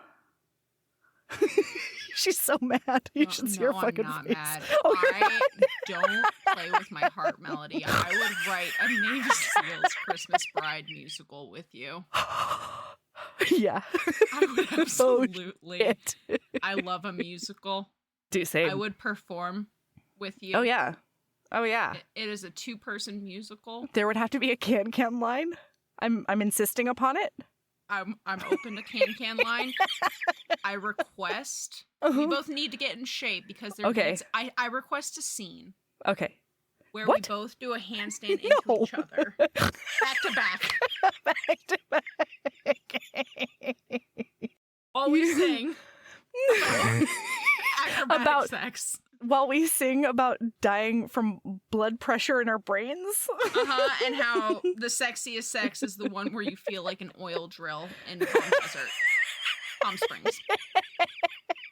Yeah, so by the next day, they're married. And they mentioned marriage, and they're engaged, and he has an What did you engagement say? ring. Musical for scusical? Musical for I would write a musical about how confusicals I am. musicals. Yeah, the Confusical musical. I love it. I fucking Confusical, love it. the musical. No, don't even fucking play. I've written songs for podcasts before. You have this podcast. I Yeah. know. I'm aware because one of the highlights of my life was y'all playing the Pink Bosom song I wrote. It's the best. And now I'm a bosom. Yeah, I'm that getting was when you were a emotional. capital L listener. I was capital L. I was the only listener. Yeah. Only one. This episode is brought to you by Progressive Insurance. You chose to hit play on this podcast today. Smart choice. Progressive loves to help people make smart choices. That's why they offer a tool called Auto Quote Explorer that allows you to compare your Progressive car insurance quote with rates from other companies. So you save time on the research and can enjoy savings when you choose the best rate for you. Give it a try after this episode at progressive.com. Progressive Casualty Insurance Company and Affiliates. Not available in all states or situations. Prices vary based on how you buy. So, Okay. whoa, this was a ride. This was a journey. This was life-changing ? I don't remember a whole lot on a day-to-day basis, listener, including Right. who recommended this book. Sorry, we love you. But I will say, I will always remember that I've read a Navy SEAL book with handstand sex. Where they fucked upside down in handstands. Like, the closest thing I can even think is Wing Boy sex, where they have sex in the Oh sky. yeah, and yeah. do, When like, they did that flippy sky. flops. Mm-hmm. But this is different. This is a whole new beast. It's wild. This is bonkers. And I'm so grateful. Like I said, I do have the first book in this series. I do not know. I am down a rabbit hole of a lot of other things right now. Mm-hmm. But I want to know if this is normal for this author, right? Like, I want to know if the bonkersness of handstand sex is like Cora Seton is just like, you know what? Oh my god. Oh We're my gonna god. get a little weird. Oh my god. This brilliance came from the absolutely wild card mind of Elizabeth R. And remember, Elizabeth R. is the one that said that we were going to fucking love the research island times in IAD, that next arc. She was like, I can't wait for you to get to Torture Island. Elizabeth R. She really gets us. Has you and I pegged. She does.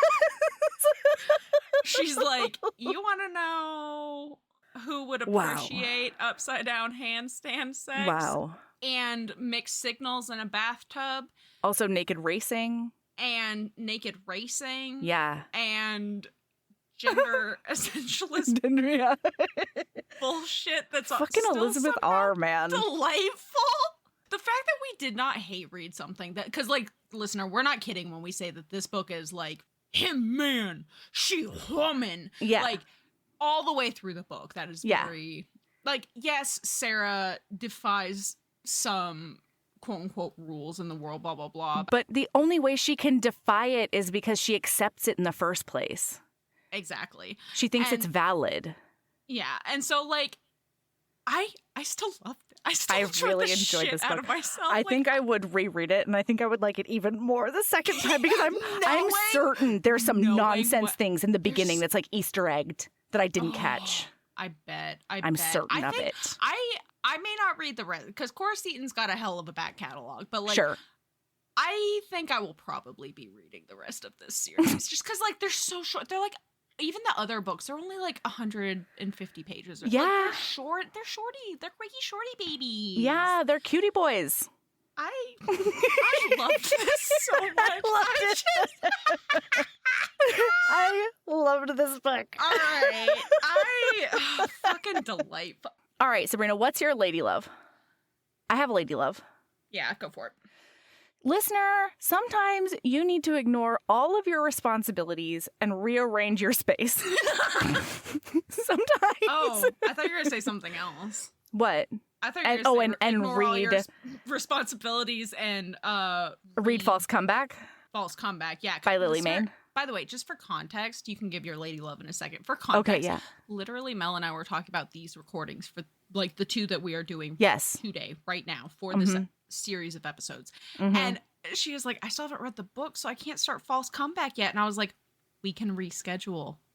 Fuck our responsibilities. I've never felt more gratitude. False Comeback. I've never felt more loved. I've never felt more camaraderie. Like, in what world?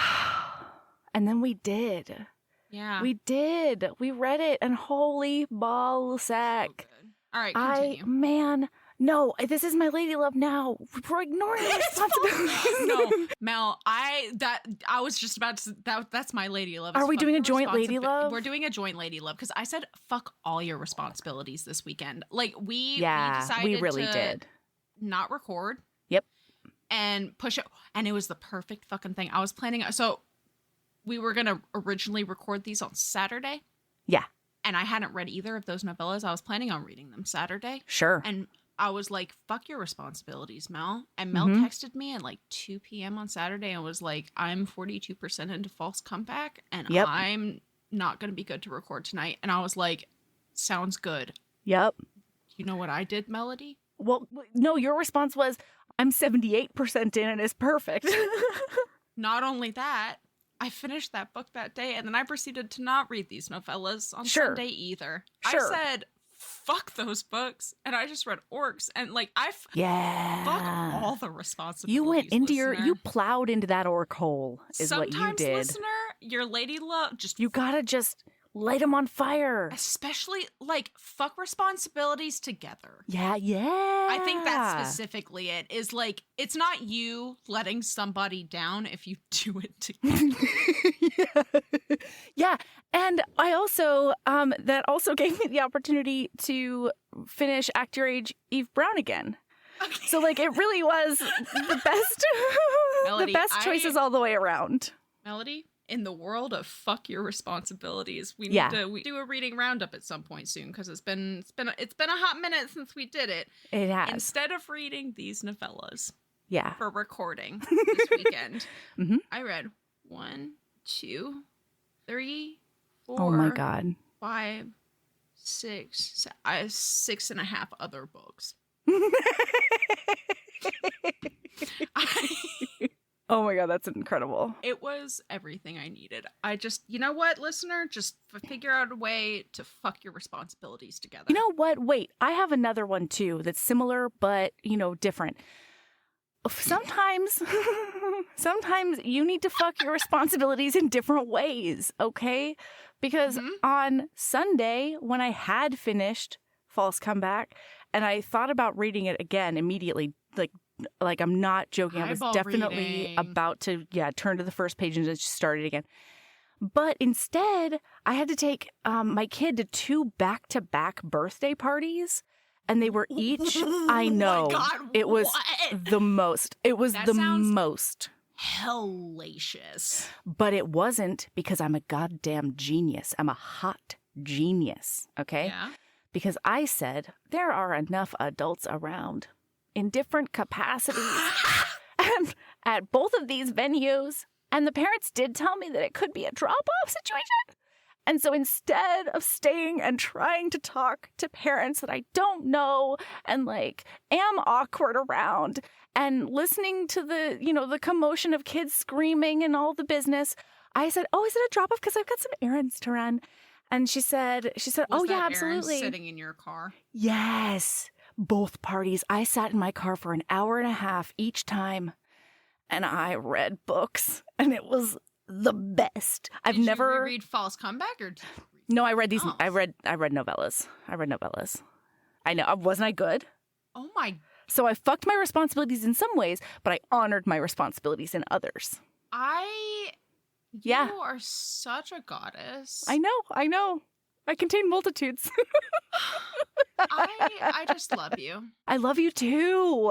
I feel that though, because I worked yesterday on Sunday. I listened to an audiobook that I hadn't listened. I've been listening to it on and off. It's Hello Single Dad by Kelsey Haas. And I was enjoying the hell out of it. I just wasn't because I really want to read Hello Billionaire. I've been getting Facebook ads for Hello Billionaire, but I Am Who I Am, and that's book 4. So God. I needed to start. God. And I'm really enjoying it. I really like Kelsey Haas's voice, and but I just hadn't picked it up because I wasn't in the mood for those. And I was like, you know what?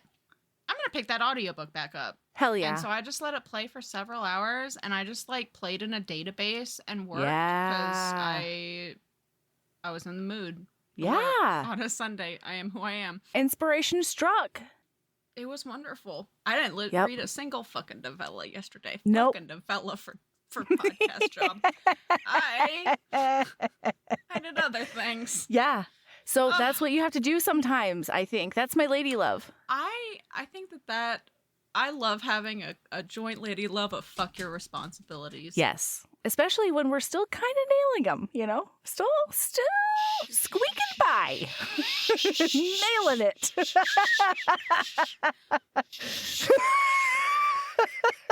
Don't jinx us. No, you're right. Let's get through the next week. And tomorrow, listener, we are recording the perfect gift that Cleo Evans MMMF extravaganza. I have not read this yet. All I have is a message from Melody that says, Cleo Evans just made me clutch my pearls. Yeah.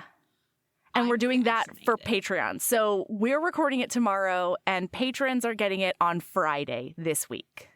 Yes. For a special Merry Christmas bonus episode. Merry Chrysler. Yeah. Merry holiday season, everybody. Happy Christmas to those who celebrate. Merry Hollow Boys. And keep being a badass. And love yourself as much as you love acrobatic sex and almost dying in a snowstorm, changing your whole life. That was yesterday. Oh, but we still do it for everything. It's all one episode. Yeah, it's all one, Melody. Jesus. You know what? Keeping a badass and love yourself as much as you love just a persecuted billionaire. He's having a really hard time. Ouch, with an ouchie. God. Yeah. In all reality, though, love yourself more than that. And love yourself as much as you love... No. Saying fuck your responsibilities. Saying fuck your responsibilities. And love yourself as much as Elizabeth R. loves our brains. No shit. Yeah. Nailing these brains she is.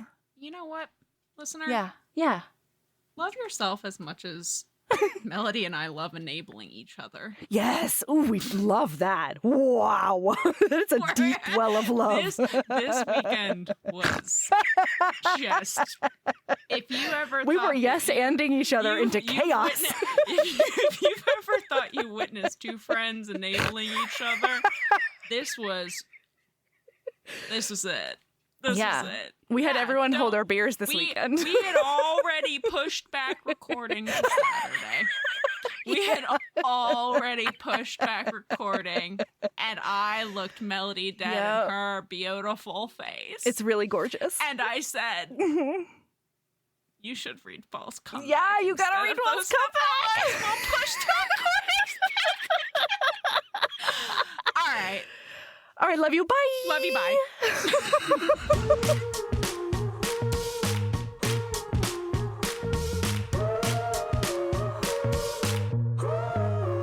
Thank you for listening. We'll be back next week to commemorate Hanukkah with The Matzah Ball by Gene Meltzer. And until then, we are still accepting reading embraces. Heaving Bosoms is produced by us, Melody Carlisle and Sabrina Bradley. Editing is done by me, Melody Carlisle. Our theme music is by the incredible singer-songwriter Brittany Fonts, and our art is by the ultra-talented author Kate Pryor. If you like our show, remember to follow us on your favorite podcast app, rate us 5 stars, and leave a review. That one small action is a huge way to help the show. If you want to get in touch with us for advertising inquiries or anything else, you can email us at heavingbosomspodcast@gmail.com. If you want more of us, visit patreon.com/heavingbosomspodcast. You can also find us on Instagram at Heaving Bosoms, on TikTok at Heaving_Bosoms, and in our Facebook group, the Heaving Bosoms Geriatric Friendship Cult. See you next week.